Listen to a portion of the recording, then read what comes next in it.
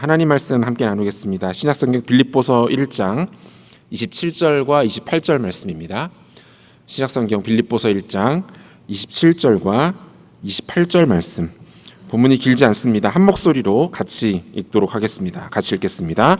오직 너희는 그리스도의 복음에 합당하게 생활하라.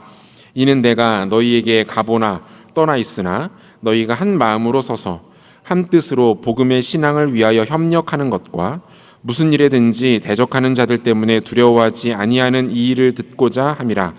이것이 그들에게는 멸망의 증거요 너희에게는 구원의 증거니 이는 하나님께로부터 난 것이라. 아멘. 독립운동가이신 우당 이회영 선생이라는 분이 계십니다. 이회영 선생이 태어난 가문은 조선시대의 대표적인 명문 가문 중에 하나였습니다. 조상 대대로 무려 8대에 걸쳐서 판서를 배출했고요. 당시 조선에서 10손가락 안에 드는 막대한 자산을 보유하고 있던 그야말로 귀족 중의 귀족이었습니다. 1910년 경술국치를 겪으면서 조선에 큰 위기가 찾아오게 됩니다.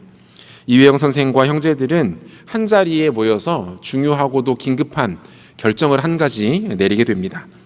약 3만 섬에 달하는 토지를 비롯한 가문의 전 재산을 긴급하게 처분하기로 했습니다. 이렇게 마련한 지금의 가치로 환산하자면 약 600억 원에 해당하는 돈을 갖고 이 가정은 만주로 망명을 합니다. 이회영 선생은 그곳에서 신흥무관학교를 설립하고 본격적인 항일 독립운동을 시작합니다. 식민 통치를 했던 대부분의 제국주의 국가들이 그랬듯이 당시 일본은 조선의 대표적인 사회 지도층들과 엘리트들을 포섭하는 데 심혈을 기울였습니다. 물론 그 중에 이회영 선생과 그의 가문도 당연히 포함되어 있었겠죠. 하지만 이회영 선생과 그의 형제들은 일제의 모든 달콤한 제안을 단칼에 거절합니다. 반대로 이완용 같은 인물은 일제의 수족이 되어서 이때부터 본격적인 친일 매국 활동을 시작했죠.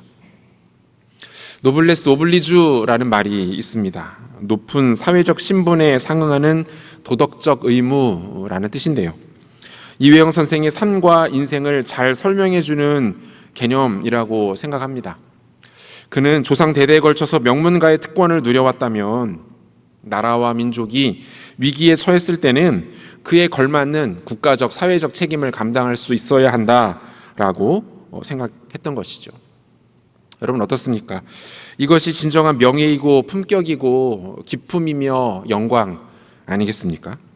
우당 이회영 선생이야말로 한국의 노블레스 오블리주의 전형이다라고 말할 수 있을 것 같습니다. 이와 같은 노블레스 오블리주의 모습은 하나님의 백성인 우리들에게도 동일하게 적용하여 생각해 볼 수 있는 개념이기도 합니다. 왜 그렇습니까? 우리가 지난주에도 함께 나눴던 것처럼 우리는 비록 이 땅을 딛고 살아가지만 우리의 신분은 무엇입니까? 하나님 나라의 백성된 신분을 우리는 갖고 있는 사람들입니다. 천국 시민권자들이라는 것이죠. 그러므로 우리에게는 하나님과 사람들 앞에서 누릴 수 있는 특권과 감당해야만 하는 의무가 주어져 있습니다. 어느 것 하나 빼놓거나 양보할 수 없습니다. 특권만 있는 책임은, 특권만 있고 책임이 없는 신분은 그 끝이 오만과 탐욕으로 귀결될 뿐입니다. 반대로 특권은 없고 책임만 있다면 그것은 굴욕과 억압일 뿐 그 무엇도 아닙니다. 이 특권과 책임이 균형을 이루고 있어야 합니다. 그것이 온전한 신분, 온전한 한 사람의 인격, 사회적 위치라고 말할 수 있는 거예요. 복음을 소유한 자들이 누려야 할 특권과 책임은 각각 무엇입니까? 복음을 소유한 자들은 이 땅 가운데 그리고 영원의 때에 이르기까지 어떠한 특권을 누리고 살 수 있습니까? 그리고 그에 걸맞는 어떠한 의무와 책임을 감당해야만 하는 것입니까? 그리고 그것이 복음을 가지고 있는 오늘 우리들에게는 우리의 일상과 우리의 삶과 인격 가운데 어떻게 나타나고 있습니까? 복음에 대한 이 중요한 주제를 놓고 오늘과 다음 주까지에 걸쳐서 이 주제에 대해서 함께 묵상해 보도록 하겠습니다.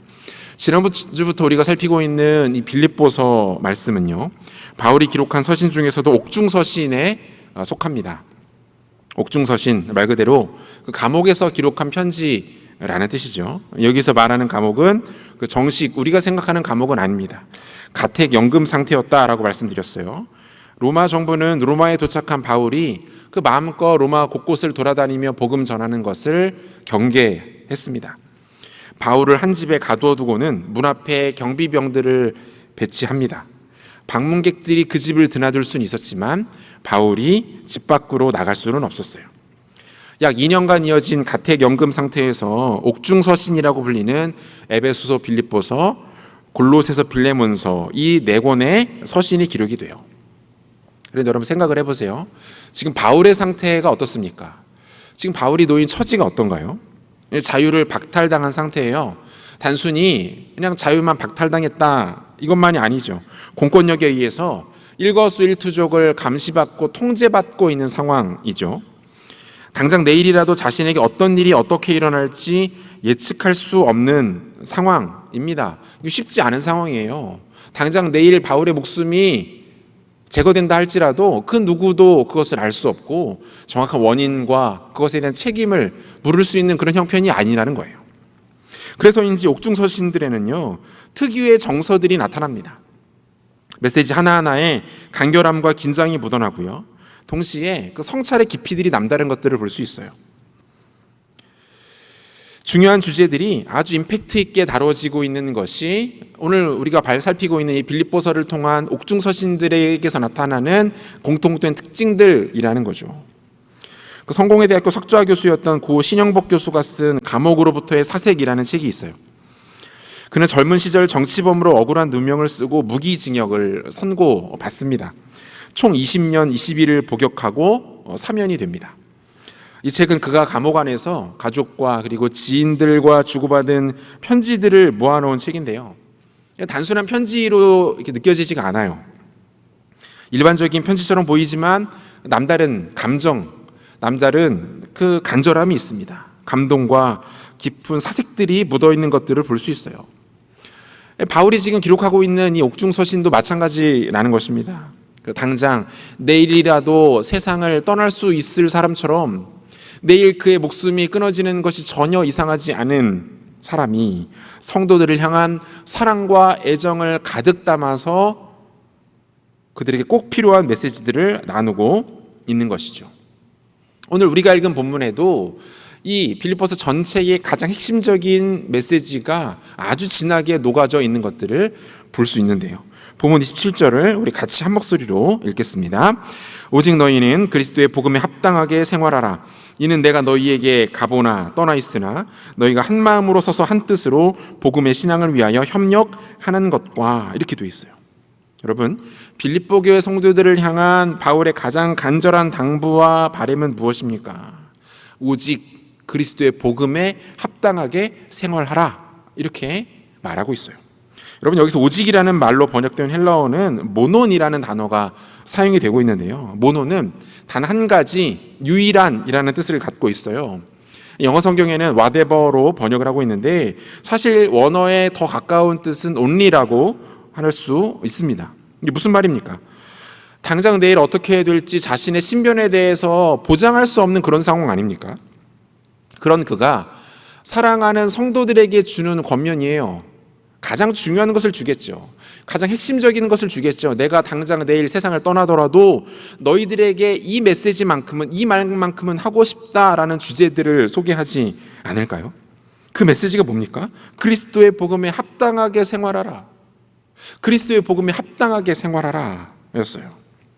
여러분, 여기서 생활하다라는 이 말은요, 헬라어로 폴리투에스데라고 되어 있어요. 폴리투에스데라는 단어인데 이 폴리투에스데라는 단어는요, 시민이 되다, 시민으로 행동하다, 시민답게 생활하다 이런 뜻을 가지고 있어요. 여러분, 시민으로 산다라는 것이 말하는 바가 뭐겠습니까? 시민이 된다는 것이 무슨 뜻이죠? 특별히 당시의 헬라 문화권 정치적으로는 로마 시대 아닙니까? 로마의 시대, 그리고 동일하게 오늘 우리들처럼 근대 국가의 체계 안에서 시민으로 살아간다는 것은 무엇을 말합니까? 앞서 말씀드렸던 것과 동일하죠. 권리를 누리는 것, 그리고 의무를 감당하는 것입니다. 권리를 누리는 것, 의무를 감당하는 것. 지금 사도 바울은 빌립보 교회 성도들을 향해서 어떤 메시지를 주고 있는 거예요? 너희가 복음에 합당하게 생활해야 한다. 복음을 가지고 있는 천국 시민권자들처럼 생활해야 한다. 라고 강조하고 또 강조하고 있는 거예요. 복음의 특권과 복음의 의무입니다. 그리스도의 복음을 소유한 자답게 살아야 한다. 그리스도의 복음을 소유한 자의 특권을 누릴 수 있어야 한다. 말씀드렸죠. 특권과 의무, 이 균형이 잡혀 있을 때에 온전한 신분이 된다. 그럼 바울이 지금 이 이야기를 하고 있는 거예요. 자, 그렇다면 우리가 오늘 먼저 살펴보게 될 복음으로 인한 특권 무엇입니까? 복음의 특권 무엇일까요? 복음이 오늘 우리에게 허락하는 가장 실제적이고 깊이 있고 견고한 혜택 뭡니까? 여러분, 복음을 알기 때문에 가장 좋은 게 뭐예요? 복음을 알기 때문에 가장 신나는 일, 행복한 일, 영광스러운 일 무엇입니까? 그것은 바로 구원의 확신이에요. 구원의 확신. 오늘은 구원의 확신이라는 이 주제에 대해서 조금 더 깊이 묵상해 보도록 하겠습니다. 신앙생활을 비교적 오래 하신 분들이라면 소위 말하는 그 복음 콜링, 복음으로의 초청, 이런 상황을 여러 차례 경험해 보셨을 줄 알아요. 저도 많이 경험해 봤고, 지금은 주로 많이 하는 쪽이죠. 이게 뭡니까? 복음의 메시지를 소개한 이후에 인도자가 청중들에게 제안을 하죠. 여러분, 이 복음을 여러분의 것으로 받아들이시겠습니까? 이 복음의 메시지가 바로 나를 위한 것임을 믿고 그것을 나의 것으로 영접하기를 원하십니까? 라고 묻습니다. 그리고 이것을 공적으로 표현할 것을 요청해요. 잘해서 일어나세요. 손을 들어 표현해 주세요. 등등. 그런데 사실 이럴 때마다, 이런 복음 콜링을 할 때마다 많은 분들이 고민하는 포인트들이 있어요. 저 역시 그랬고요. 어떤 고민입니까? 나는 이미 구원의 확신이 있어. 복음을 알고 있어. 앞에서 설교자가 말하는 복음의 모든 메시지들과 내용들이 나의 것임을 알고 있고 기꺼이 받아들이고 있고, 그죠? 그런데도 반응을 해야 되나? 이 고민을 많이 하죠. 일어나야 되나? 손을 들어야 되나? 내가 손을 들었는데 아직까지 제가 복음을 모르고 있었단 말이야. 이렇게 사람들이 보면 어쩌지? 온갖 생각이 들면서 이 순간에, 짧은 순간이지만 많은 고민을 해요. 이런 경험 한번 해보신 적이 있었을 거예요. 여러분, 이때는 어떻게 반응하는 것이 맞을까요? 그래도 일어나야 됩니까? 복음의 내용을 알긴 하지만 어때요? 그래도 내가 너무 엉망으로 살았잖아. 복음 없는 사람처럼 살았잖아. 그러니까 개과천선한다는 느낌으로 다시 일어나서 복음 받아들이고 새 출발 해야 되는 겁니까? 아니면 우리가 배운 것처럼 구원은 이미 나에게 이미 이루어진 일이기 때문에 다시 그 어떤 신앙 고백도 할 필요가 없는 걸까요? 여러분, 헷갈리는 참 문제입니다. 오늘 제가 정확하게 답을 드릴게요. 정답은 뭡니까? 정답은 상관없다. 시시하죠? 이게 원래 다 그래요. 정답은 상관없다. 복음의 메시지를 듣고 여러분 다시 한번 복음의 감격과 영광을 만끽하면서 다시 일어나셔서 콜링에 반응해도 좋습니다.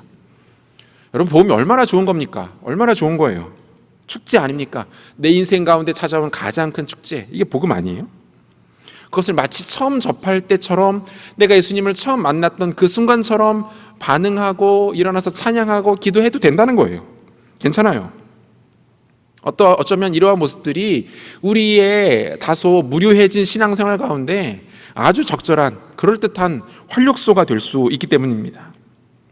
반대로 굳이 의무적으로 반응하실 필요 없어요. 잠잠하게 이미 나에게 임한, 이미 나에게 허락하신 복음을 묵상하면서 감사하면서 기도하셔도 됩니다. 또는 이 복음이 선포되어진 이 순간 성령께서 우리의 모임 가운데 이 시간 역사하셔서 많은 영혼들이 복음 앞에 반응할 수 있도록 영혼들을 위해서 중보하시는 것도 아주 좋은 방법이에요. 그런데 여러분, 이런 상황 가운데 우리가 경계해야 될 것이 하나가 있는데요. 그게 뭡니까? 두 가지 케이스. 첫 번째, 두려움으로 인한 반응. 두려움으로 인한 반응. 예수를 믿지 않으면 죄 문제가 해결되지 않고 그러면 결국 지옥에 가게 된다는 것을 우리는 알고 있어요. 그래서 어떻습니까? 기회가 있을 때마다 복음으로 마치 자신의 신분을 세탁하듯, 그죠? 복음으로 자신의 신분을 세탁하듯 반응하는 태도를 보이는 사람들도 없지 않습니다. 그게 뭐가 문제됩니까? 라고 생각할 수 있지만 여러분, 이 반응은 조금 아쉬운 반응이에요. 문제가 있습니다. 이런 사람들의 특징이 뭡니까? 이런 사람들은 깊은 정죄감과 죄책감에 사로잡혀 있다라는 것이죠. 그런데 그 정죄감과 죄책감이 성령께서 우리 가운데 주시는 건전한 것들이 아닙니다. 마귀가 주는 것들이에요. 사탄이 우리를 공격할 때 사용하는 방식에 놀아나고 있는 경우가 상당히 많다는 거예요. 여러분, 사탄의 주특기가 뭐라고 했어요? 거짓말. 그죠? 사탄은 태생적으로 거짓말을 하는 존재입니다. 우리를 속이기 위해서, 우리를 미혹하기 위해서 상당히 높은 수준의, 여기서 말하는 높은 수준이라는 것은 거짓말 같지 않은 거짓말이라는 것을 의미해요. 거짓말을 합니다. 그중 대표적인 것이 뭘까요? 이미 구원받아 하나님의 백성으로 살아가고 있는 우리에게 사탄이 던지는 가장 대표적인 거짓말, 우리를 정죄하는 거예요. 너 구원받은 거 맞아? 너 예수 믿는 사람 맞아? 그런데 그렇게 살아? 예수 믿는다고 말하면서 그렇게 말하고 그렇게 행동하고 그렇게 관계 맺고 그렇게 사는 거야? 너의 진짜 모습을 교회 사람들이 본다면 뭐라고 생각할까? 그러고도 너가 예수 믿는다고 말할 수 있어? 여러분, 마귀는 끊임없이 성도들을 참소합니다. 우리 치부와 죄를 드러내요. 여러분, 죄를 드러내는 것은 성령께서 하시는 일이기도 하지만 동시에 원수 마귀가 우리에게 거짓말을 통해서 하는 일이기도 합니다. 그리고 이렇게 말해요. 넌 구원받지 못해. 하나님이 널 버리셨어. 너처럼 습관적으로 죄를 반복해서 짓는 사람을 하나님께서 용서하실 리가 있어? 여러분, 마귀의 거짓말이에요. 이러한 원수 마귀의 정죄는 우리를 두려움에 빠지게 합니다. 하나님 앞에 더 나아가지 못하게 만듭니다. 주님과의 그 어떤 깊은 교제와 친밀함도 누리지 못하게 합니다. 나의 신앙생활 자체를 자포자기하게 만들어 버린다고요. 이것이 그의 목표예요. 여러분, 이러한 사람들이 복음의 메시지를 듣게 되면 어떻게 반응합니까? 마치 물에 빠진 사람이 바람 빠진 튜브라도 잡으려는 듯한 심정으로 반응합니다. 두려움과 초조함에 떠밀려서 복음에 대하여 반응하게 된다는 거예요. 그러면서 비슷한 상황이 펼쳐질 때마다 또 같은 방식으로 반응을 합니다. 죄로 인한 두려움, 구원받지 못할 것에 대한 공포, 다시 복음으로 인하여 어떻게든 다시 한번 살아보려고 몸부림치는 모습들. 이미 구원받은 하나님의 백성들에게는 전혀 어울리지 않는 그런 모습이라는 거예요. 여러분, 두 번째는 어떤 반응입니까? 오히려 정반대의 상황인데요. 무책임한 영적 방임주의에 빠지는 겁니다. 이런 사람들은 이렇게 말해요. 구원? 뭐 그거 다 이미 끝난 얘기 아니야? 믿기만 하면 된다면서, 회개하면은 뭐 내 죄 없어진다면서, 하나님이 기억조차 안 하신다면서, 그까짓 거 뭐 죄 좀 지으면 어때? 회개하면 되지 뭐. 예배 중에 잠깐 뭐 기도하면 그거 되는 거 아니야? 자신의 죄에 대하여 나태와 안일함으로 반응합니다. 그런데 여러분, 이러한 사람들에게서 나타나는 두드러진 특징이 뭔지 아십니까? 결정적으로 이들은요, 복음을 기뻐하지 않아요. 복음을 철저하게 도구화합니다. 수단화합니다. 면피용으로 삼습니다. 스스로에게 면죄부를 주는 것 그 이상 그 이하로도 여기지 않아요. 아까 말씀드렸죠. 복음은 우리 인생 최대의 축제입니다. 그런데 이러한 사람들에게 복음은 하나의 도구이기 뿐이기 때문에 별로 그거에 대한 감격이 없는 거예요. 복음의 무한 감격을 이해하지 못해요. 복음의 신선함 누리지 못합니다. 아, 그거 매일 하는 소리 뭐 또 그 얘기인가? 아, 우리 목사님 또 똑같은 얘기 또 하네. 뭐 맨날 복음 뭐 십자가 예수 그거 뭐 다 아는 거 그렇게 설교할 게 없으신가? 뭐 이렇게 말씀하시는 분 우리 중에는 없겠지만 여러분, 경계해야 합니다. 염려스러운 상황이에요. 왜 그렇습니까? 복음에 대한 감격이 없다는 것은 그가 복음을 알지 못한다는 뜻입니다. 십자가를 바라보면서 감사와 찬양과 감격이 터져 나오지 않는 인생은 십자가가 뭔지 모르는 거예요. 살아계신 예수님 아직 만나지 못했기 때문에 이런 일들이 벌어지는 거예요. 그림자를 통해서 그 어설픈 실루엣만 보면서 마치 그것이 내가 알고 있는 전부인 것처럼 여기는 태도가 수준이라는 거죠. 여러분, 소개해드린 두 경우 다 마찬가지입니다. 이들은 복음이 무엇인지, 그리고 구원이 무엇인지, 예수 그리스도가 우리를 위해 무엇을 하셨는지, 예수의 십자가가 무엇을 의미하는지, 그것이 나에게 끼친 은혜와 긍휼과 영광이 무엇인지 이해하고 있지 못한 거예요. 예수님께서 십자가에 달리시기 며칠 전에 제자들과 마지막 식사하시는 자리가 있었죠. 예수님께서 허리에 수건을 두르시고 대야 한가득 물을 떠서 제자들에게 오십니다. 제자들을 부르시더니 이렇게 말씀하세요. 이리로 와서 얘들아 발을 내밀어라. 내가 너희들의 발을 씻어주기 원한다. 제자들이 펄쩍 뛰며 사양합니다. 선생님, 뭐 왜 그러십니까? 이러지 마세요. 이건 아니잖아요. 갑자기 왜 그러십니까? 여러분, 제자들이 왜 이런 반응을 보였죠? 고대 근동지역에서 발을 씻어주는 일은 노예들이 외출을 마치고 집에 돌아온 주인에게 하는 일이었습니다. 노예가 주인에게 하는 일이었어요. 스승이 제자들에게 해줄 수 있는 일이 아니었다라는 거죠. 특별히 베드로는 절대로 무슨 일이 있어도 자신의 발을 예수님께 내놓을 수 없다라고 고집을 부립니다. 그러자 베드로의 말을 듣고 주님이 이렇게 말씀하세요.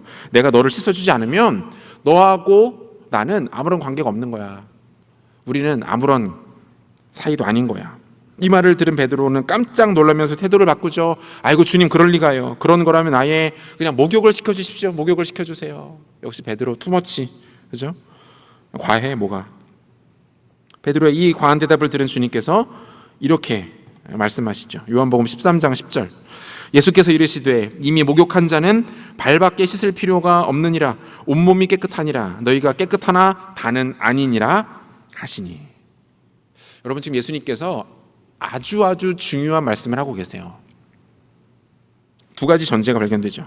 첫 번째, 비록 전부는 아니지만, 여기서 가룟 유다를 이야기하는 거예요. 비록 전부는 아니지만 나와 함께하는 너희는 이미 목욕한 자들이다. 목욕했다는 말은 뭡니까? 깨끗하게 되었다.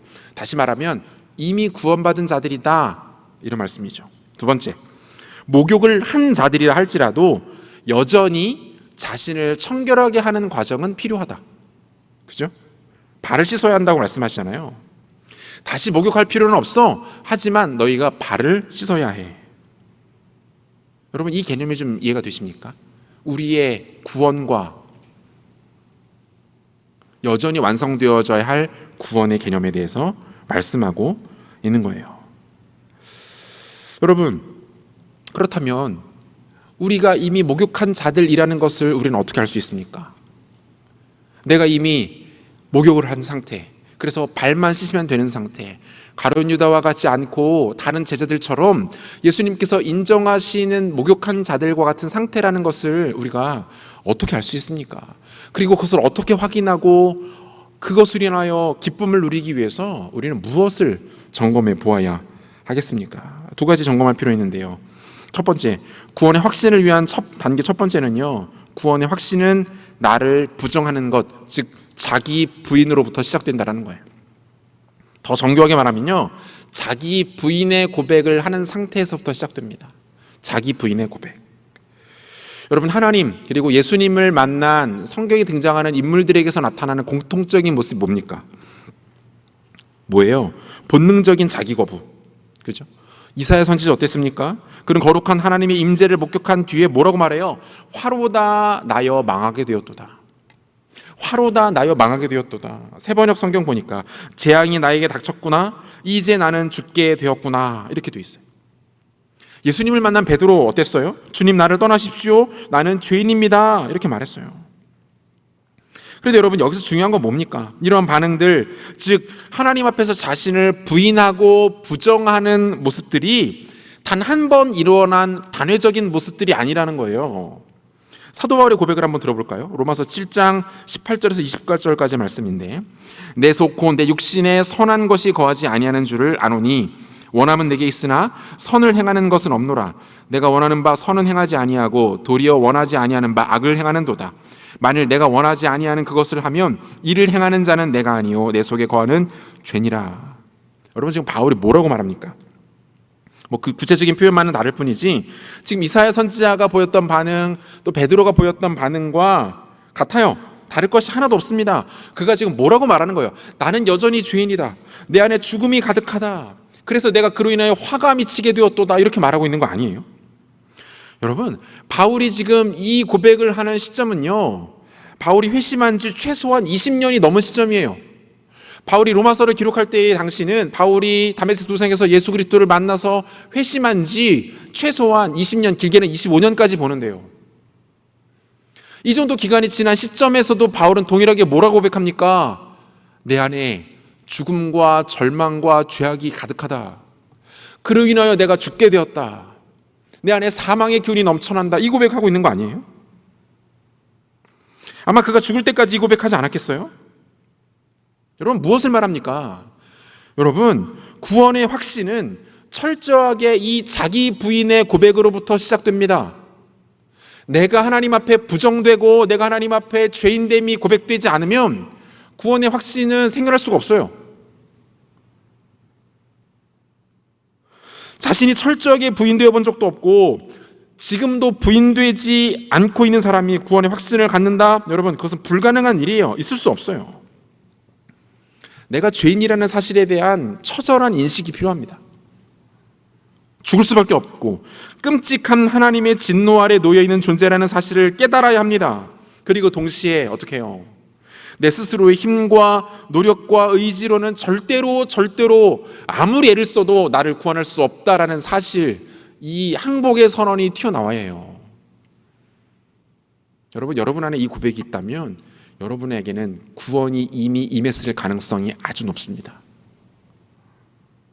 제가 요즘에 열방을 품고 기도하면서 특별히 기도할 때마다 그 전 세계 팬데믹 상황을 놓고 기도하거든요. 기도할 때마다 깨닫게 되는 것이 하나 있어요. 아직 멀었다는 거예요. 참 하고 싶지 않은 고백이고 고통스러운 고백이지만 아직 멀었다는 거예요. 저 스스로도 기도하면서 동시에 이 백신과 치료제를 향한 그 기대감과 그 의존하는 마음을 제가 갖고 있었더라고요. 물론 백신 보급, 치료제 개발 위해서 기도해야 합니다. 하나님께서 분명히 이것들을 통해 일하실 거예요. 그런데 문제는 뭐예요? 기도하는 제 마음 안에 이제 곧 끝나지 않을까? 백신 이렇게 많이 맞고 있는데 우리나라도 많이 맞았다고 하는데 끝나지 않겠어? 곧 인간이 코로나 바이러스를 정복하는 때가 오지 않겠어? 여러분, 이런 철저한 인본주의적 사고가 제 안에 있었던 거예요. 그럼 불과 한두 달 전만 해도 우리 안에 이런 기대들이 있지 않았습니까? 백신 접종을 빨리 시작한 일부 국가들에서 여행을 시작하기도 하고 마스크를 벗고 생활하고 단체 활동들이 재개되는 모습들을 우리가 뉴스를 통해 들었잖아요. 근데 여러분, 지금은 어떻습니까? 오늘 상황이 어때요? 또다시 백신 접종 이전의 상황으로 돌아가는 것과 같은 그런 모습 아닙니까? 여러분, 하나님께서 우리에게 깨닫게 하시는 게 뭐예요? 하나님께서 우리로 하여금 잊지 않고 직시하라고 보여주시는 게 뭡니까? 안 된다는 거예요. 너희들의 힘으로 안 돼. 너희가 아무리 고도의 문명을 이룩하고 최첨단의 의료기술을 손에 얻었다 하더라도 너희 힘으로 안 돼. 기억하라는 거죠. 얼마나 너희가 하나님 앞에 부족하고 티끌과 같은 존재인지를 기억하라. 우리에게 여러분 계속 이 말씀 주시는 거 아닙니까? 이 메시지 주고 계시는 거 아니에요? 항복과 포기의 선언이 있어야 합니다. 하나님, 내 힘으로 안 됩니다. 하나님, 내 삶에 소망이 없습니다. 내 안에 온갖 더러운 것과 죄악만이 가득 찼을 뿐입니다. 자주 말씀드리죠. 여러분, 우리가 사는 오늘날의 시대에 에고, 나, 자아의 시대예요. 에고의 시대입니다. 내가 최고의 가치를 갖는 거예요. 그죠? 나를 위한 것이 곧 미덕이 되고 나에게 투자하는 것이, 나에게 집중하는 것이 지혜가 되는 세상입니다. 여러분, 단적인 예로 여러분 핸드폰, 그 스마트폰 사진 폴더 한번 열어보세요. 거기에 가장 많이 나오는 얼굴 누굽니까? 여러분이잖아요. 여러분. 나라고 나. 그죠? 셀카라고 하죠. 우리는 사진을 찍어도 누구를 제일 많이 찍어요? 나를 제일 많이 찍어요. 왜 이렇게 찍어야 되는지 모르겠는데. 머리 했다고 찍고, 화장품 바꿨다고 찍고, 그죠? 안경 했다고 찍고, 옷 샀다고 찍고, 기분이 좋아서 찍고, 오늘은 기분이 별로네 또 찍고, 다 찍어요, 이렇게. 여러분, 셀프카가 나쁘다는 얘기가 아니라 뭐예요? 우리가 아무런 의식 없이 그냥 손쉽게 하는 행동이 뭡니까? 이 시대의 가장 핵심적인 이 시대의 철학이라는 거예요. 나에 집중하는 세대, 에고가 곧 진리가 된 세대. 그런데 여러분, 이 세상에서도 이러한 가치가 충만한 세상에서도 성경은 뭐라고 말합니까? 그죠? 성경은 이러한 세상 가운데서도 우리에게 자기 부인에 대해서 말씀해요. 자기 부인, 내가 아니라는 거예요. 너가 주인공이 되려고 하지 말아라. 너가 너 삶의 전면에 나서지 말아라. 너 아니다. 너를 치워라. 여러분, 이것이 성경의 메시지 아닙니까? 주님도 뭐라고 말하세요? 주님을 따르기 위해서 반드시 필요한 것, 제자의 가장 선제되는, 아니 유일한 조건 뭡니까? 자기 부인이잖아요. 마태복음 16장 24절 같이 한번 읽겠습니다. 같이 읽죠. 이에 예수께서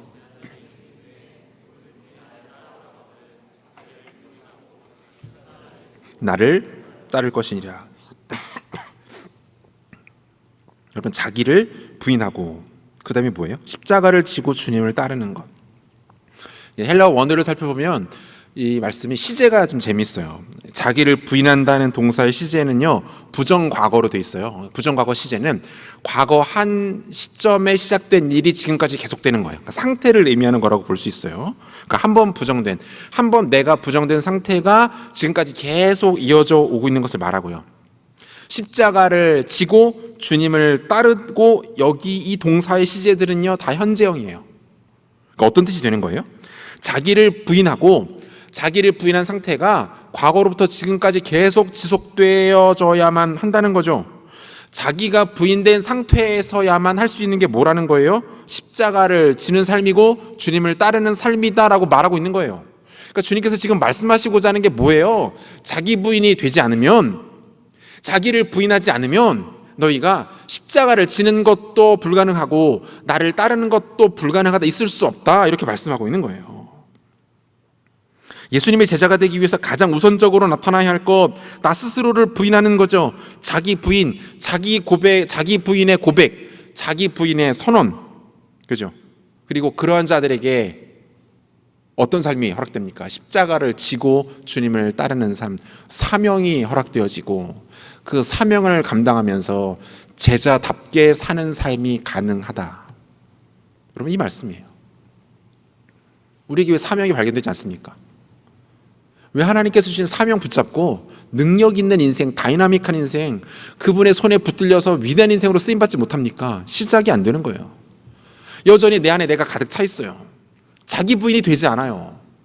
그러니까 우리 안에는 그 어떤 구원의 감격도 생겨나지 않게 되고, 하나님께서 제자들에게 주시는 위대한 사명도 발견되지 않는 것입니다. 여러분, 하나님 앞에서 힘을 좀 빼십시오. 힘을 빼세요. 우리가 지금 너무 힘이 들어가 있어요.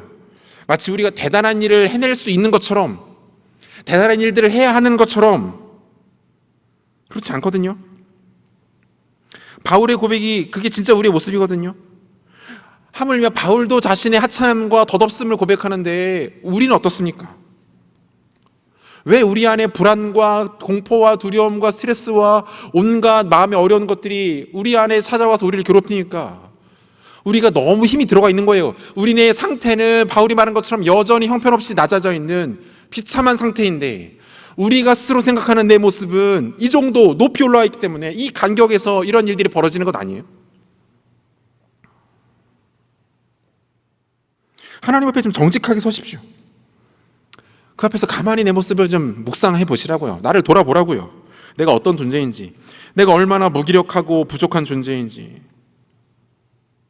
그리고 입술로 고백해야 합니다. 주님, 나는 안 됩니다. 나에게 주님이 필요합니다. 나에게 주의 은혜가 필요합니다. 주의 보혈과 주의 긍휼만이 나를 온전히 살게 합니다. 그럼 입술을 열어 이 고백으로 자기를 부인하고 우리의 연약함을 주님 앞에 토로할 때에, 여러분, 우리 안에 위대한 구원의 감격과 확신이 샘솟게 될 줄로 믿습니다. 자기를 부인하고 하나님께 나아가 구원의 감격을 회복하는 은혜가 우리에게 있었으면 좋겠습니다. 구원의 확신을 위한 단계 두 번째, 나를 대신하신 예수를 믿는 겁니다. 나를 대신하신 예수. 여러분, 구약시대를 살았던 이스라엘 백성들에게 가장 중요한 절기, 집회는 바로 대속죄일 또는 속죄일이라고 불려지는 명절이었습니다. 1년 중 온 이스라엘 백성들이 모두 한자리에 모이는 그들의 영적인 그들의 삶, 그들의 생활에 있어서 가장 중요한 절기가 바로 이 속죄일이라고 하는 절기였어요. 그 레위기 16장에 보면 이 절기에 대한 내용이 비교적 구체적으로 기록이 되어 있는데요. 예배 끝난 다음에 한번 읽어보세요. 어떤 절기였습니까? 레위기 16장 30절 보니까 이날에 너희를 위하여 속죄하여 너희를 정결하게 하리니 너희의 모든 죄에서 너희가 여호와 앞에 정결하리라. 34절 이는 너희가 영원히 지킬 규례라. 이스라엘 자손의 모든 죄를 위하여 1년에 한 번 속죄할 것이니라. 아론이 여호와께서 모세에게 명령하신 대로 행하니라. 여러분, 속죄일이라는 것이 뭐 하는 날이에요? 한마디로 구약시대를 살았던 모든 이스라엘 백성들의 모든 죄의 총량, 모든 죄의 전체가 공식적으로 하나님 앞에 용서함을 받는 날이 바로 이 날이었어요. 그런데 이날 행해지는 의식이 만만치가 않았습니다. 결정적으로 이날 대제사장은 그 누구도 들어갈 수 없는 성소의 가장 안쪽 자리인 지성소에 홀로 들어가야만 했습니다. 여러분, 그 지성소에는 누가 계십니까? 하나님께서 계시는 자리거든요. 하나님의 임재가 나타나는 자리입니다. 아무나 못 들어가요. 들어가면 죽어요. 대제사장도 1년에 허락된 단 하루 이 대속죄일만 들어갈 수 있었어요. 그곳에 들어가서 정결한 짐승 제물의 피를 언약궤 위에 뿌리는 것이 바로 그에게 주어진 임무였어요. 그 피로 인해서 여호와 하나님은 온 백성들의 죄에 대한 그분의 진노를 비로소 진정시키실 수 있었습니다. 대제사장은 대속죄일에 지성소로 들어가기 위해서 많은 준비들을 합니다. 꼼꼼하게 자신을 위하여 준비합니다. 며칠 전부터 따로 장소와 시간을 준비해서 그곳에서 하나님 앞에 기도하고 성경을 읽고 하나님을 묵상하면서 자신을 정결하게 합니다. 자신만을 위한 정결 예식을 거칩니다. 목욕 제기를 통해서 자신의 몸을 깨끗하게 합니다. 그 기간 동안 그는 그 어떤 불순한 생각도 죄악된 행동도 죄인들과도 접촉해서는 안 됐습니다. 그는 철저하게 자신을 하나님 앞에 준비합니다. 왜요? 그곳에 거룩한 하나님의 임재가 있었기 때문에 그래요. 그 레위의 기록을 살펴보면 제 아무리 대제사장이라 할지라도 그에게서 어떤 더러움이 조금이라도 발견될 경우에 그는 하나님의 임재 앞에서 즉각 목숨을 잃게 되었습니다. 일부 전통에 따르면 작은 종이 그 대제사장의 옷자락 끝에 이렇게 달리게 되었고요. 그의 발목에는 밧줄이 매어졌습니다. 이러한 장치들은 그가 지성소 안에서 혹시라도 죽음을 당했을 경우 그의 시신을 끌어낼 수 있는 유일한 방법이었습니다. 구약학자 레이 딜라야드라는 분은 이 모든 과정을 이렇게 묘사하고 있어요. 히브리력으로 7월 10일 아침이 되면 이 모든 과정은 온 백성들 앞에서 공개적으로 진행되었다. 많은 사람이 성전으로 몰려와 전체 과정을 눈앞에서 지켜보았다. 두꺼운 휘장이 있었고 대제사장은 그 뒤에서 목욕을 했다. 사람들은 그가 목욕을 하고 옷을 갈아입고 지성소에 들락날락하는 모든 과정을 훤히 지켜보았다. 그는 사람들의 대표로 하나님 앞에 서는 것이었다. 그래서 사람들은 그가 모든 과정을 완벽하고 정결하게 해내기를 노심초사 바라보며 격려했다. 그의 실패가 곧 모두의 실패였으므로. 그러니까 여러분, 이 대속죄일의 이 예식이 얼마나 중요한 예식이었어요. 한 사람의 죄가 아니에요. 모든 이스라엘 백성들 전체 공동체의 죄를 하나님께서 용서하시는 그 의식이었던 거죠. 이 역할을 모든 백성들을 대신하여 수행하는 대제사장이 느끼는 부담감과 압박감은 아마 상상을 초월했을 겁니다. 여러분, 이러한 배경 가운데 구약성경 스가랴 3장에 보면요, 끔찍한 상황이 펼쳐져요. 이것은 스가랴가 본 환상 속에서 펼쳐졌던 일이었는데요, 제가 조금 전에 앞서 설명해드렸던 대속죄일의 개념을 잘 머릿속에 기억하신지 한번 들어보십시오. 이게 어떤 장면입니까? 당시에 대제사장이었던 여호수아가 지성소로 막 들어서던 길이었습니다. 여기까지는 큰 문제가 없어 보입니다. 그런데 문제는 그의 몰골이었어요. 그의 옷은 대속죄일의 대사장의 모습과 많이 달랐습니다. 그의 옷은 먼지와 오물, 핏자국과 각종 이물질들로 뒤범벅이 되어 있었어요. 여러분, 이것은요, 이스라엘이 만날 수 있는 최악의 재앙입니다. 대제사장이 대속죄일에 제사를 드리러 지성소로 들어가는데 그의 모습이 어때요? 정결하지 않은 거예요. 준비가 안 된 거예요. 그의 옷이 온갖 오물로 덮여 있고 악취가 진동하는 상황인 거죠. 여러분, 이건 재앙이에요. 더 수치스러운 것은 뭐였습니까? 이 모습을 사탄이 옆에서 지켜보고 있었다는 거예요. 여러분, 지금 어떤 상황이에요? 대제사장의 오염과 부정으로 이스라엘 온 백성들의 속죄는 이 순간으로 물거품이 되고 말았습니다. 그들에게 죄 용서함, 죄 사함의 은혜가 막혀버렸어요. 끝나버렸어요. 그리고 사탄은 하나님께 용서받지 못한 인간의 처참함과 그 실패를 옆에서 통쾌하게 비웃고 있는 거죠.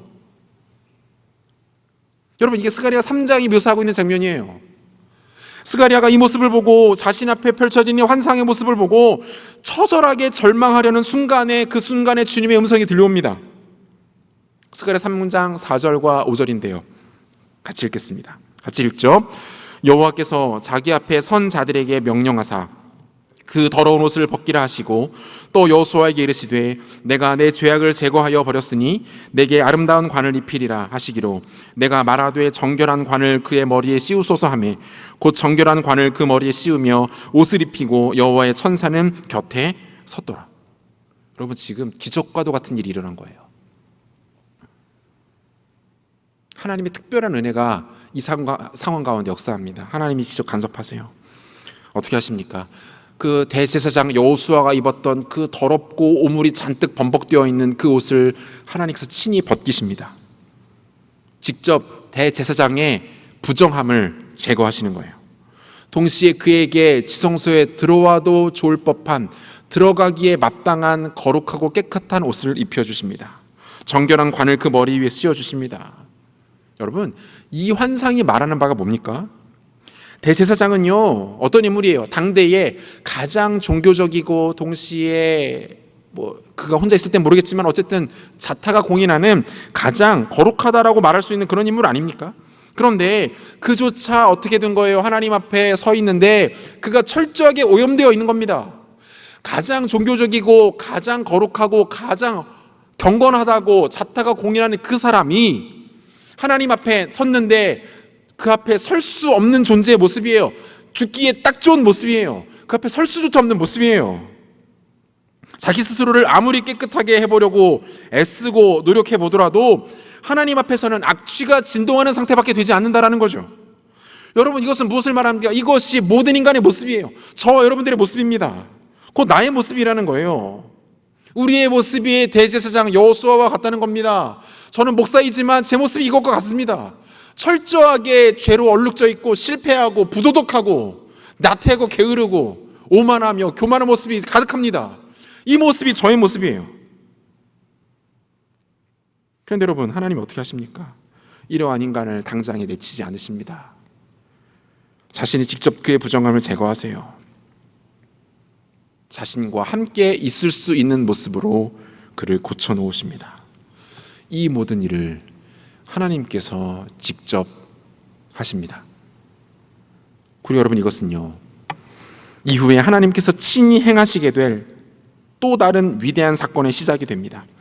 팀 켈러 목사님은 자신의 책 왕의 십자가에서 이 장면을 이렇게 설명하고 있는데요. 잘 한번 들어보세요. 수세기 뒤에 또 다른 여호수아, 또 다른 예수아가 나타났다. 예수와 여호수아, 이 셋은 같은 이름의 그리스어와 아람어 히브리어이다. 또 다른 여호수아가 나타나 자신의 속죄일을 준비했다. 일주일 전 예수님은 준비를 시작하셨다. 하지만 예수님께 일어난 일은 대제사장 여호수아에게 일어난 일과 정반대였다. 사람들은 예수님을 격려하지 않았다. 사랑했던 사람들이 거의 다 그분을 배신하거나 버리거나 부인했다. 그리고 하나님 앞에 서자 아버지는 격려의 말을 꺼내시기는커녕 가차없이 그분을 버리셨다. 깨끗한 옷이 입혀지기는커녕 입고 있는 옷마다 찢기고 두들겨 맞다가 벌거벗긴 채로 죽임을 당하셨다. 그분도 목욕을 하셨다. 단 그 물은 깨끗한 물이 아니었다. 인간들의 욕설과 그때마다 튀는 그들의 침이었다. 사랑하는 여러분, 하나님의 영원한 진리인 성경은요, 처음부터 끝까지 초지일관 우리에게 단 한 가지 사실만을 이야기하고 있습니다. 그것은 무엇입니까? 구원은 하나님으로부터 시작되어 예수를 통해 나에게 완성된다. 다시요.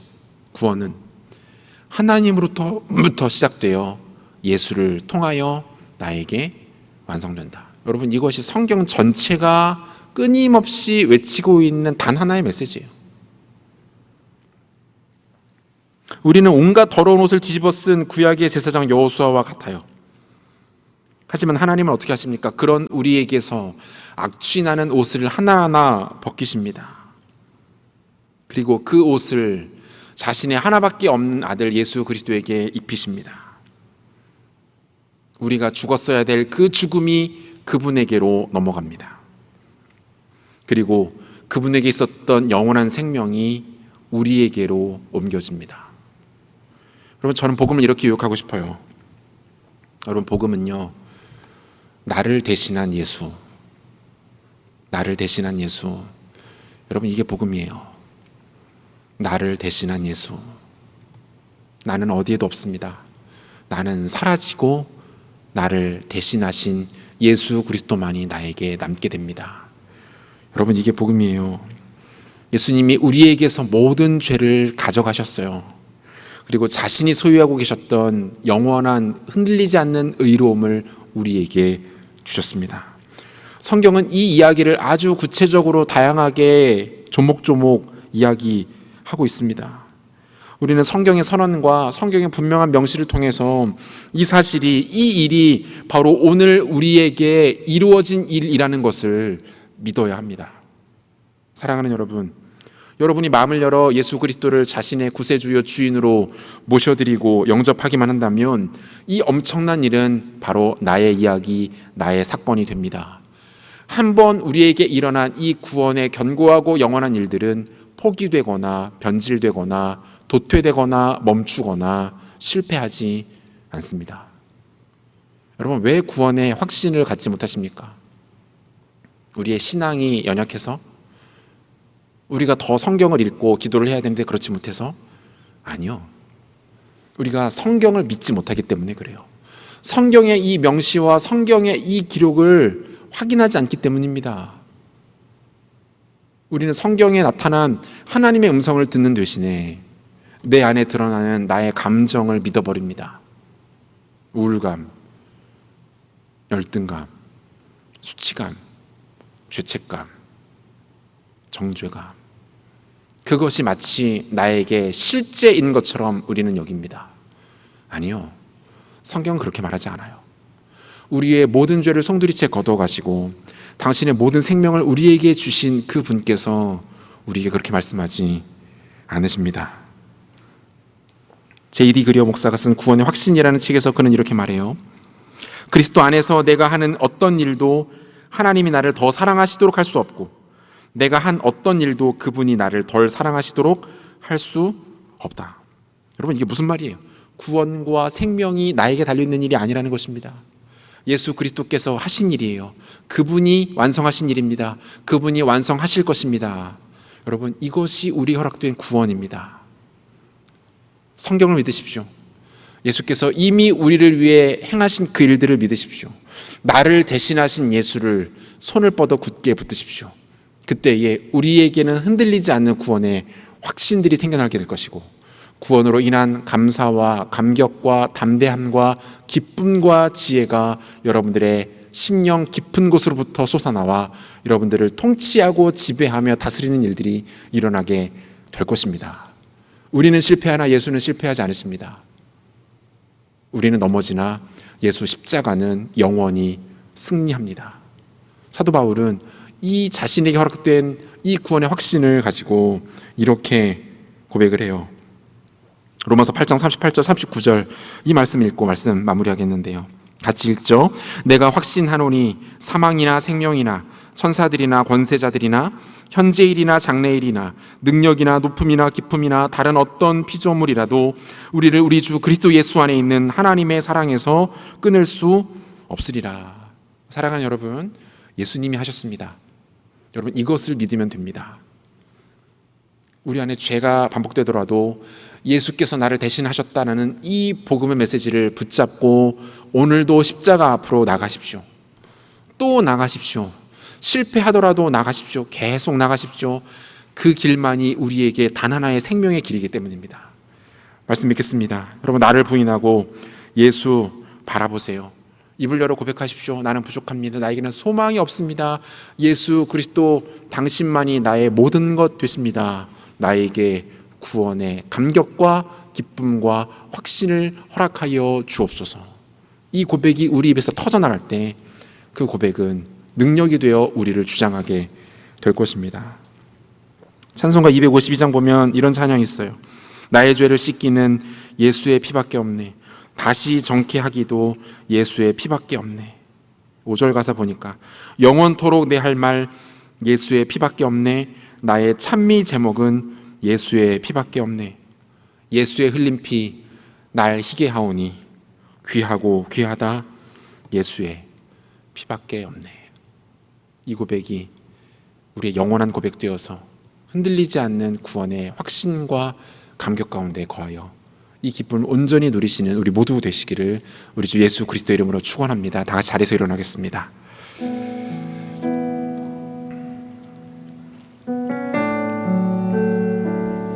오늘 우리에게 주신 분명하고도 선명한 복음의 말씀을 기억하면서 여러분, 이 찬양으로 우리가 좀 주님께 나갔으면 좋겠는데요. 여러분, 우리는 모릅니다. 저와 여러분들을 향한 하나님의 사랑이 얼마나 크고 위대하고 아름답고 찬란한지. 우리는 우리 수준, 내가 알고 있는 사랑에 갇혀있기 때문에 이 사랑을 다 알지 못해요. 그래도 여러분, 우리가 오늘 이 찬양할 때에 우리가 가지고 있는 편견과 모든 생각과 한계를 뛰어넘어서 우리를 향한 이 놀라운 하나님의 사랑 앞으로 좀 나가보지 않으시겠습니까? 우리 같이 찬양합시다. 내 안에 주를 향한 이 노래. 내 안에 주를 향한 이 노래, 영원한 노래 있으니 날 향한 주님의 크신 사랑 영원히 찬양하리라. 십자가 그 사랑 찬양하리. 십자가 그 사랑 찬양하.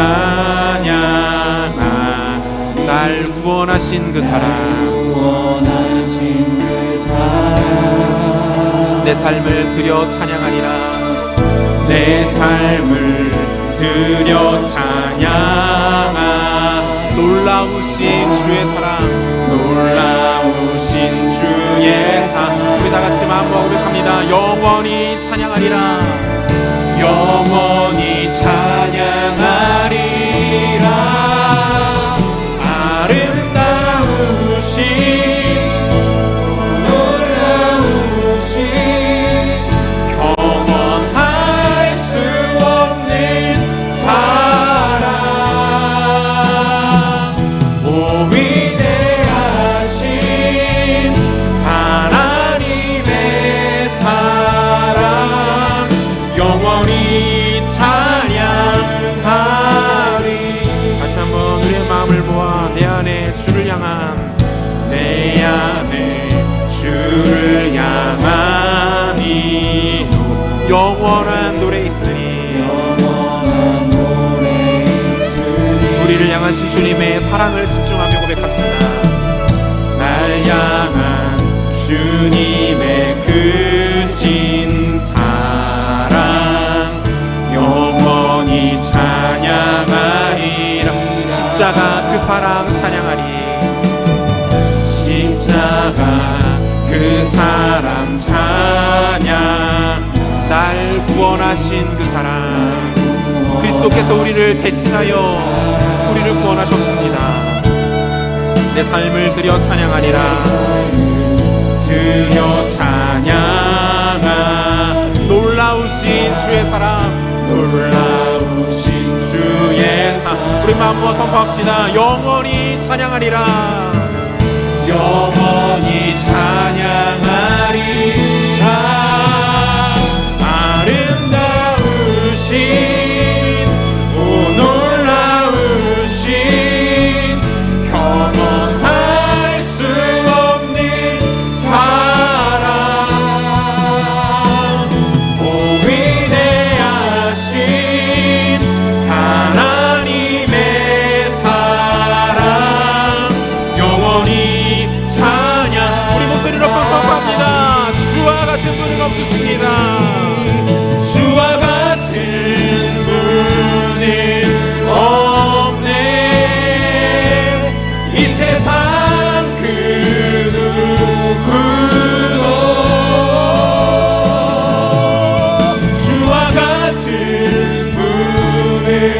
없네.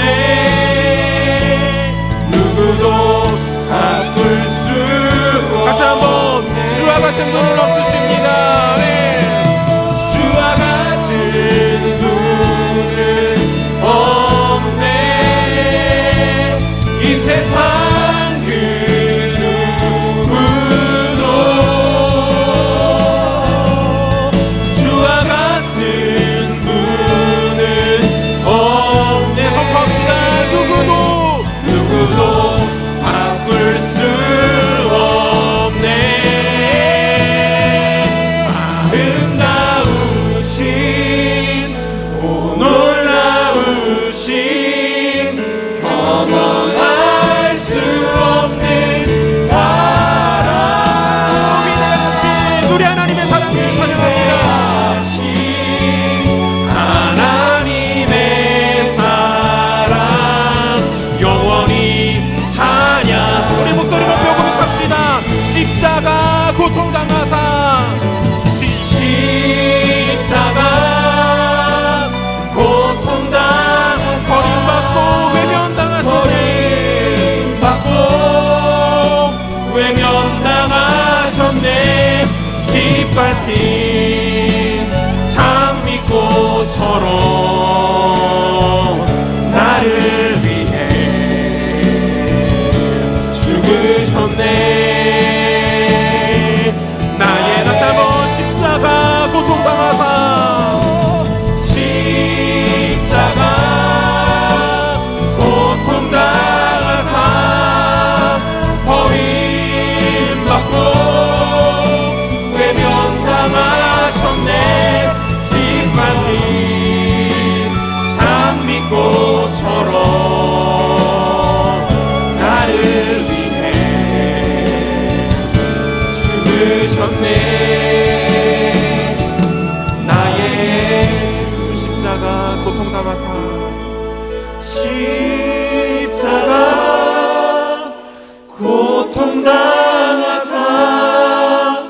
버림받고 외면당하셨네. 짓밟힌 장미꽃처럼 나를 위해 죽으셨네. 나의 주. 같이 기도하겠습니다. 주 안에 사랑하는 여러분,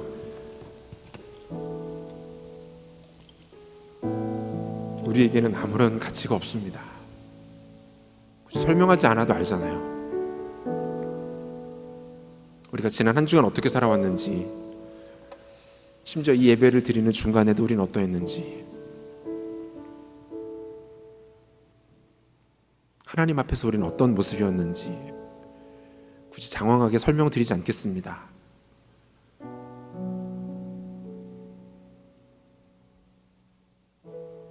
여러분, 우리에게는 소망이 없어요. 아무것도 할 수 없는 존재, 죽음과 저주와 절망과 고통 가운데 영원히 머물 수밖에 없는 존재. 여러분, 그게 저희고 그게 여러분들이고 그게 우리들입니다. 그런데 여러분, 하나님이 온 우주와 온 피조물과 온 땅과 온 하늘을 만드시고 그것들을 위대하게 통치하시며 다스리시며 그 전능하고 아름다우신 그분이 우리를 그 상태로 내어두는 것을 원치 않으십니다.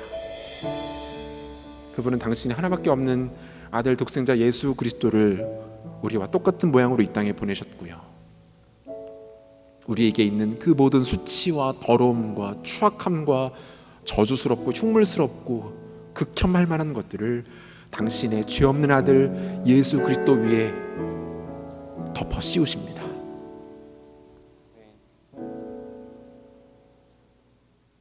죄가 없으신 그 예수는 우리의 온갖 오물을 뒤집어 쓰신 채 십자가에 못 박혀 처절한 외침으로 하나님 아버지로부터 단절되는 고통과 하나님의 모든 불꽃 같은 무시무시한 진노를 감당하십니다.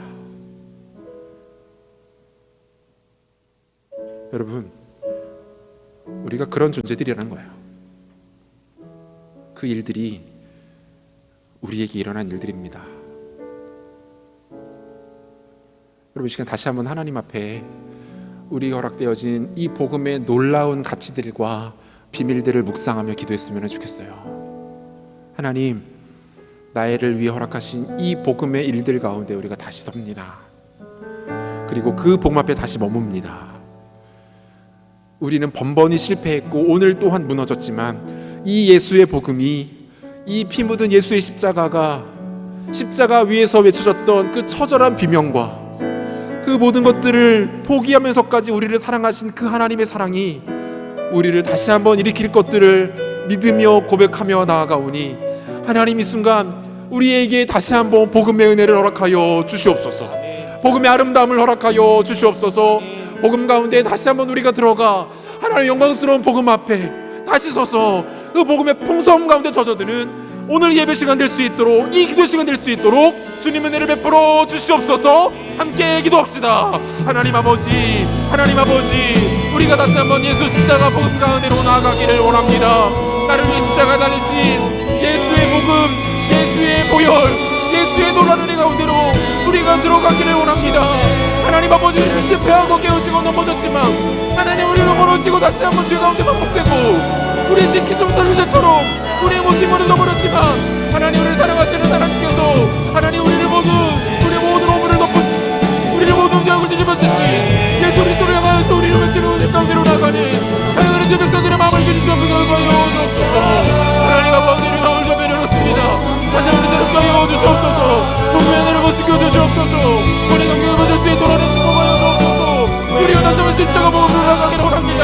나를 구원하신 예수, 나를 달리신 예수, 나를 대신한 예수가 우리를 다시 한번 일으켜 주실 것들을 얼마나가오니 하나님 역사하여 주옵소서. 은혜를 베풀어 주시옵소서. 하나님 마음을 만져 주시옵소서. 오, 하나님 역사하여 주옵소서. 우리 한 번 더 같이 한번 기도했으면 좋겠는데요. 주 안에 사랑하는 여러분에게 구원이 임했다면, 아니, 여러분이 여러분의 입술의 고백으로 예수 그리스도가 나의 구세주이시고 주인이심을 고백하며 그분께서 이루신 십자가와 부활의 사건이 바로 나의 사건임을 여러분 이 순간 고백하고 여러분들의 것으로 받아들이신다면, 여러분 마음껏 기뻐하십시오. 이 사실에 여러분 확신을 가지십시오. 우리의 구원이 이미 완성되었고 우리는 그 완벽한 구원을 향하여 여전히 주께로 힘있게 달려가고 있는 중임을 여러분 기억하십시오. 시간 기도할 때에 하나님 앞에 이렇게 기도했으면 좋겠습니다. 하나님, 구원의 확신 가운데 거하게 하여 주십시오.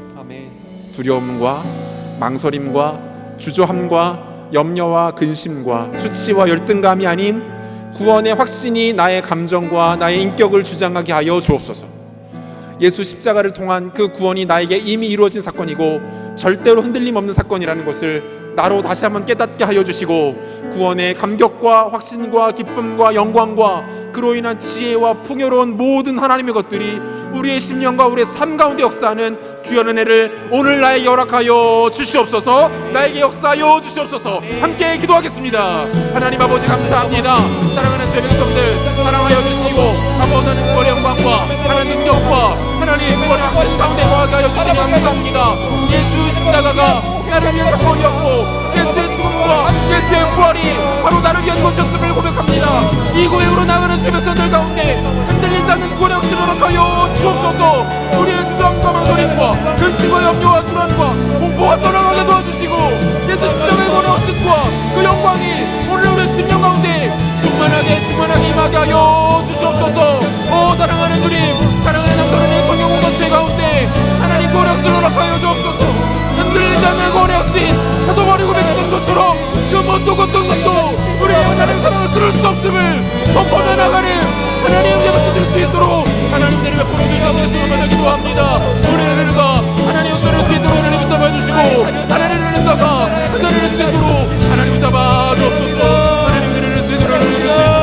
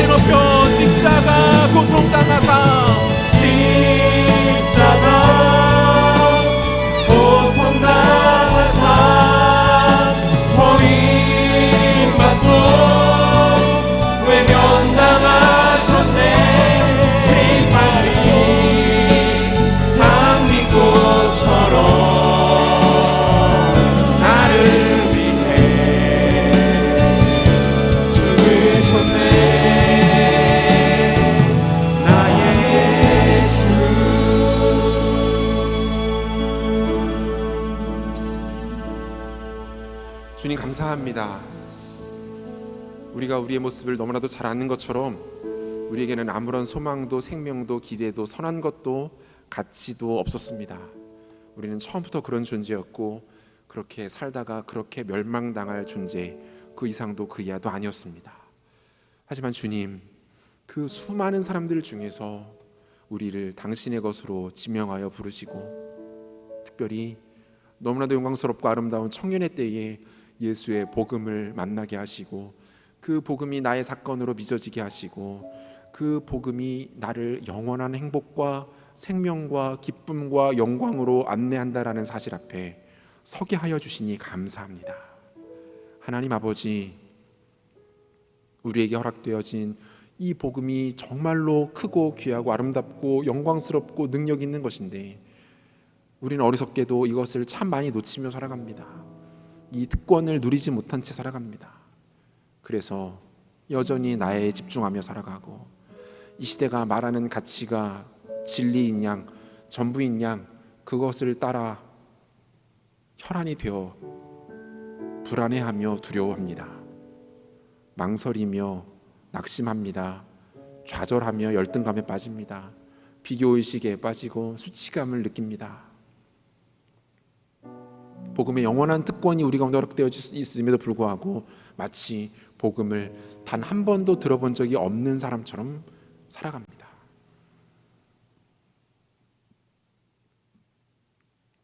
하나님, 이러한 우리를 긍휼히 여겨 주십시오. 불쌍히 여겨 주십시오. 우리에게 은혜를 베풀어 주십시오. 특별히 이번 수련회를 통하여서 이 복음이 우리에게 주어져 있음을, 그리고 이 복음이 그 무엇보다도 귀하고 아름답고 영광스러운 것임을 우리로 알게 하여 주시옵소서. 세상 가운데 철저하게 나를 부인하고 예수를 내 삶의 중심에 모셔드리며 살게 하여 주시옵소서. 허락하신 구원 가운데 확신하며 구원의 확신과 구원의 영광이 주는 기쁨과 은혜를 만끽하며 살아가는 귀한 청년들이 될 수 있도록 하나님 은혜를 더하여 주시기를 원합니다. 사랑하는 주님, 우리 귀한 청년들의 삶을 주님께 내어드립니다. 준비하고 있는 것들이 번번이 막히는 것으로 인하여 마음 가운데 어려움이 있는 청년들이 있습니까? 건강의 문제로 인하여 힘들어하고 있는 청년들이 있습니까? 관계의 문제로 인하여 마음이 상한 청년들이 있습니까? 부모님과의 갈등, 가족 간의 문제로 인하여 눈물을 흘리며 하나님 앞에 마음을 부여잡고 기도하는 청년들이 있습니까? 사랑하는 주님, 모든 어려움과 아픔 가운데 있는 청년들에게 이 시간 찾아가 주셔서 하나님 가슴 가득 안아주시고 따뜻하게 등을 두드려 주시며 내가 너를 사랑한다, 너는 나의 복된 자녀이다, 너에게 영원한 구원의 영광과 능력이 허락되어 있다 말씀하여 주옵소서.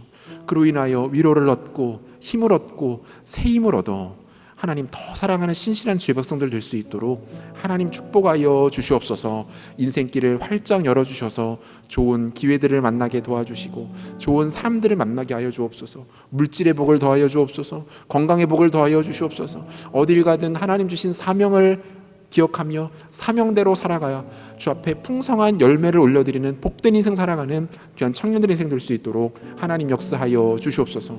사랑하는 주님, 비록 온라인으로 진행되고 있지만 2022년 연합 여름 수련회를 허락하여 주시니 감사합니다. 내일부터 시작되어지는 3일간의 말씀 사경회를 통하여서 우리가 하나님을 생생하게 만나기를 원합니다. 구원의 역사가 우리 삶에 나타나기를 원하고 회심과 중생의 일들이 일어나기를 원하고 성령 충만함을 받아들이는 일들이 일어나게 하여 주시옵소서. 귀한 예물 드린 손길들을 기억하여 주시고 우리의 것을 구별하여 주님 앞에 드리오니 하나님 기쁘게 받으시되 드린 손길 가운데 한량없는 은혜로 축복하여 주옵소서. 예물이 쓰이는 곳마다 잃어버린 영혼 주 앞에 돌아오며 하나님의 나라가 확장되어지며 우리 주님 기뻐하시는 영혼 구원의 사역들이 풍성하게 나타나도록 은혜를 베풀어 주시옵소서. 지금은 우리 주 예수 그리스도의 은혜와 하나님의 사랑하심과 성령의 위로하시며 교통하시는 역사가 하나님 앞에 자기를 부인하고 나를 대신하신 예수 그리스도를 다시 한번 굳게 선택함으로 말미암아 구원을 알고 있는 자들이 허락되어진 가장 큰 특권인 구원의 확신과 복음의 영광 가운데 충만하게 거하기를 사모하며 이 예배에 참여한 사랑하는 청년들 머리 위에 이들의 인생과 삶의 모든 터전 가운데 이제로부터 영원토록 함께 있을지어다. 아멘.